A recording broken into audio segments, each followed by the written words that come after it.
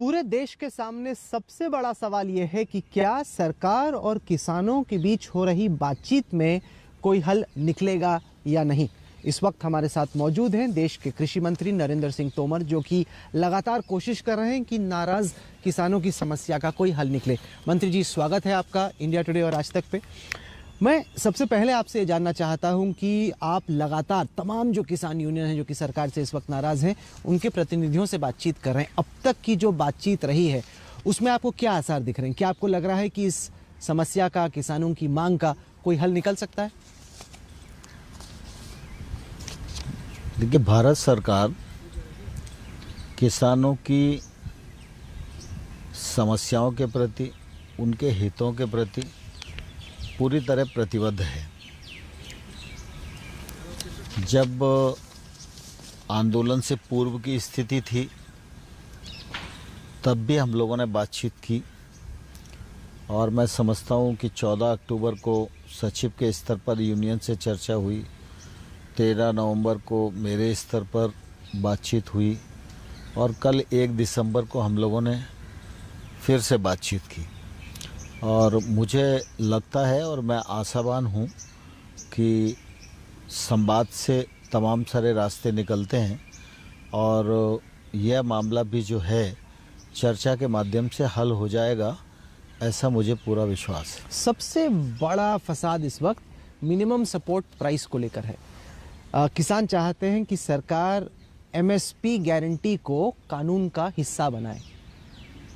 सरकार कहती है कि वो किसानों के पक्ष में है, तो आखिरकार आप एमएसपी की गारंटी देने को क्यों तैयार नहीं?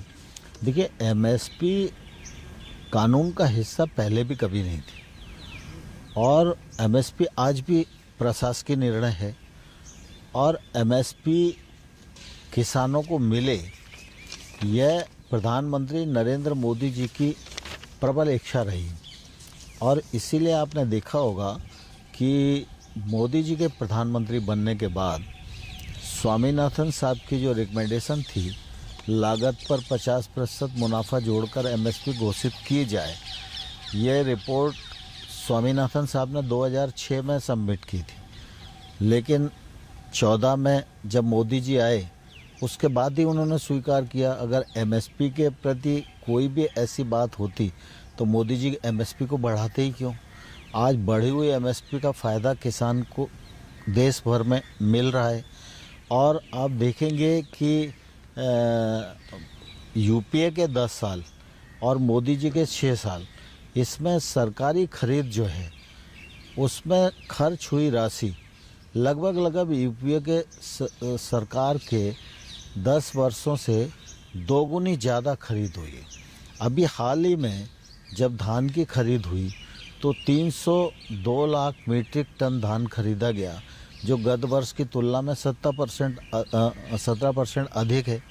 पंजाब में 25% अधिक गत वर्ष की तुलना में धान खरीदा गया और एमएसपी पर लगातार इस बात की कोशिश हो रही है कि एमएसपी का लाभ आम किसान तक पहुँचे और किसान की माली हालत सुधरे और इसलिए एमएसपी मिलेगी, एमएसपी मिलती रहेगी।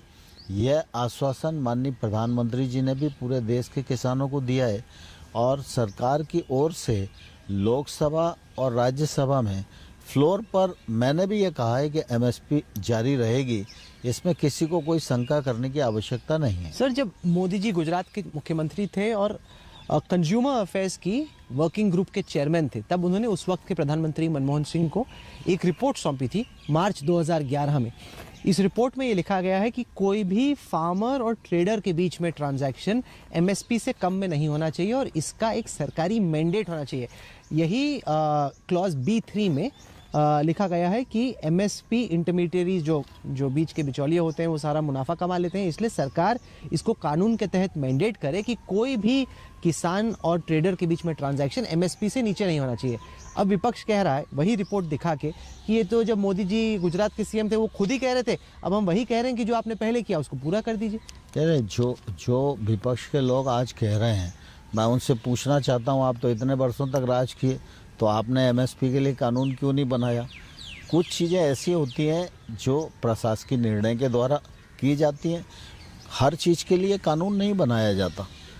सबसे बड़ी चिंता किसानों को ये है, लगातार उनके बयान पंजाब से हो, हरियाणा से हो, बाकी जगहों से जो हम सुन रहे हैं, वो ये है कि अगर सरकार के जो कानून हैं वो इम्प्लीमेंट होते हैं तो जो सरकारी मंडियां हैं, एपीएमसी जो मंडियां हैं वो खतरे में आ जाएंगी। और उनकी सोच ये है कि सरकारी मंडियों पे टैक्स लगते हैं, जो प्राइवेट मंडियों को आप छूट दे रहे हैं उस पे वो टैक्स एप्लीकेबल नहीं होंगे जो कि सरकारी मंडियों पे हैं। ऐसे में किसानों को चिंता ये है कि सरकारी मंडियां 2-3-4 साल में खत्म हो जाएंगी, प्राइवेट मंडियों की मोनोपोली या फिर मार्केट पे कंट्रोल हो जाएगा। देखिए, जो सरकारी मंडी है वो राज्य के एक्ट के द्वारा बनती है। राज्य का जो एपीएमसी एक्ट है उसको सेंट्रल गवर्नमेंट का जो ट्रेड एक्ट है वो बिल्कुल भी अतिक्रमित नहीं करता है। हमने ये कहा है कि एपीएमसी की परिधि के बाहर जो ट्रेड होगा उस पर कोई टैक्स नहीं लगेगा। और ये इसके पीछे हमारा सोचना ये है कि किसान की जिन्स पर जबरन टैक्स क्यों लगना चाहिए, क्योंकि जब भी कोई व्यापारी खरीदता है और उसको खरीदे हुए उत्पादन पर टैक्स देना पड़ता है तो वो टैक्स तो किसान से ही वसूला जाता है अंतोगत। तो अब चिंता ये हो सकती है कि बिहार में ये सब किया गया चीज़ों को बेहतर करने के लिए, वहाँ चीज़ें बेहतर नहीं हुई। पंजाब, हरियाणा और बाकी जगहों के किसानों को चिंता है कि जो हमारा है कहीं वो ना लूट जाए, नया बने ना बने पता नहीं, जो है वो कहीं ना चला जाए। नहीं, मैं आपके माध्यम से किसानों को आश्वस्त करना चाहता हूँ, बिहार में एपीएमसी ख़त्म हुई उसका भी एक अपना बड़ा इतिहास है और वो उसके जो कारण हैं उनको मैं सार्वजनिक रूप से बोलना नहीं चाहता, लेकिन उससे सामान्य किसान को निश्चित रूप से निजात ही मिली है।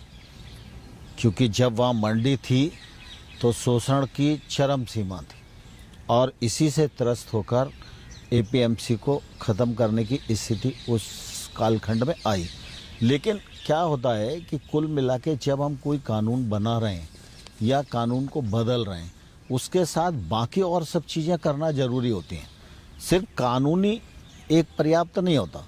जब हमने ये कानूनी रिफॉर्म किया उससे पहले गांव-गांव में इंफ्रास्ट्रक्चर बढ़े, उसके लिए 1 लाख करोड़ रुपए का इंफ्रास्ट्रक्चर फंड उसका प्रोविज़न किया, उस पर काम शुरू हो गया। 1,500-2 हज़ार करोड़ रुपया नीचे पैक्सों तक मंजूर होकर पहुंच गया।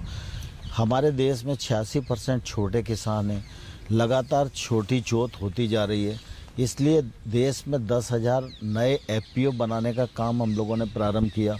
एफपीओ पर 5 साल में हम 6,850 करोड़ रुपया भारत सरकार खर्च करने वाली है।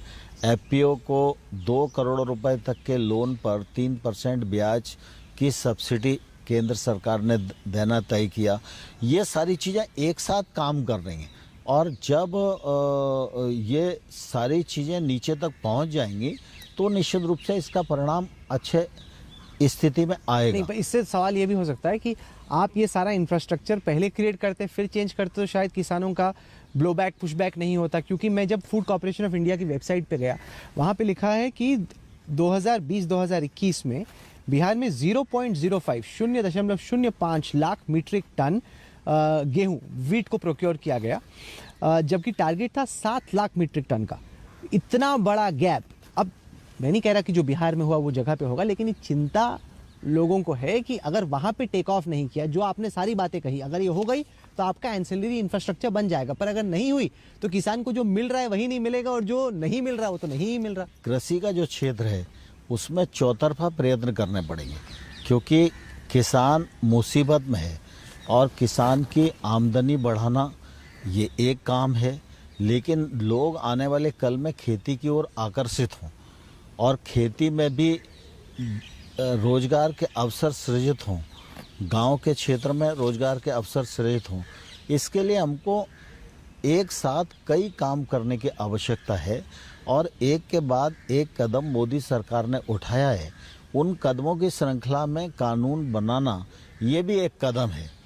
ये करने जा रहे हैं, ये हमारे 3 कानून हैं ABC, और इस तरह से हम इनको पार्लियामेंट में लाएंगे। ये जो कंसल्टेशन और डायलॉग है ये किसानों के साथ काफ़ी कम हुआ जब आपका कानून बन चुका था। मेरा सवाल आपसे ये है, जो अब प्रक्रिया हो रही है कि किसान नाराज हैं, आप उनको समझा रहे हैं कि ये जो कानून है ये आपके हित में है, अगर आप पहले ही समझाते, उनको विन ओवर करते, जैसे आप चुनाव में करते हैं, आप वादा करते हैं कि मैं करने वाला हूं, समझाते हैं, फिर जाके करते हैं, अगर आप वो प्रोसेस करते तो शायद इस तरह की नाराजगी किसानों में नहीं होती।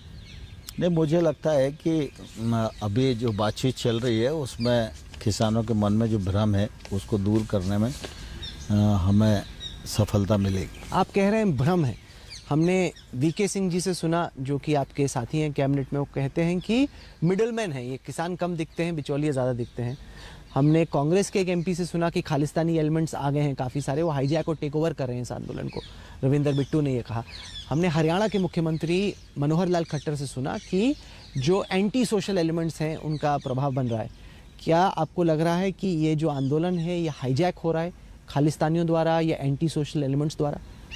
नहीं, मैं समझता हूँ कि अभी मैं जिन किसान यूनियन से बात कर रहा हूँ वो सब किसानी के क्षेत्र में काम करने वाले लोग हैं, किसानी का अनुभव भी उनको है।